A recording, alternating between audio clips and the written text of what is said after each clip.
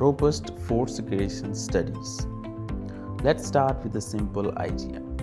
In pharmaceutical development, one of the biggest risks is the unknown, unexpected degradation, hidden impurities, or stability failures that appear too late. What if we could predict those risky impurities earlier? That's exactly what force degradation studies help us to do. They act like a crystal ball, giving us a glimpse into how our drug behaves under stress long before it reaches patients. Hi, I'm Raghuveer Singh Pharma, Director Scientific Affairs at Resolve Mass Laboratories, Canada. Resolve Mass Laboratories stands at the intersection of analytical excellence and complex drug development, helping pharmaceutical teams overcome critical challenges in peptide, impurities, and regulatory pathways. Think of force degradation as pushing your drug to its limits on purpose. We expose the molecule to extreme conditions like heat, light, and chemical stress, not to destroy it but to understand it. Because the more we understand how a drug breaks down, the better we control its quality, safety, and performance over time. Now, why does this really matter? Because problems discovered late are expensive and sometimes critical. A well-designed study helps you to identify impurities before they appear during storage, develop stability indicating methods earlier, and avoid regulatory delays. In short, it shifts your approach from reactive to proactive. To fully understand degradation, we test the molecule under different stress conditions. Hydrolysis, for example, helps us understand behavior under acidic and basic environments.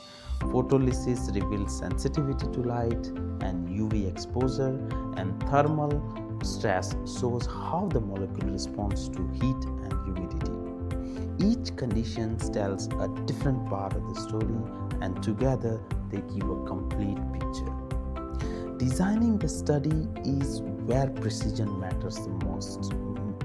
The goal is not complete degradation but controlled degradation. We aim for about 5 to 20% degradation, just enough to observe meaningful changes. And instead of applying extreme stress immediately, we increase it step by step, because good science, like good cooking, is all about balance.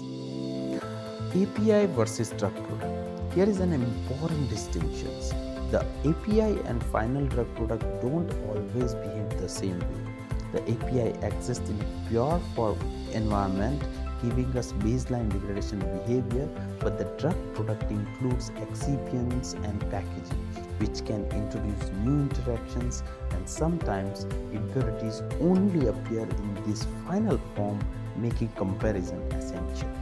Now, none of this works without a strong analytical method. Your method must be able to separate all degradation products clearly, detect even low-level impurities, and accurately reflect what's happening in the sample. Because if your method can't see the degradation, then your study loses its value entirely. Interpreting the results. Once you have the data, the real thinking begins. Don't just record results and analyze them. Are the degradation pathways logical? Do the impurities make sense? Is there anything unexpected? Sometimes the most important insight comes from a peak you didn't anticipate. This is where science goes beyond procedure. From a regulatory perspective, guidelines like ICH provides the framework but not the full answer.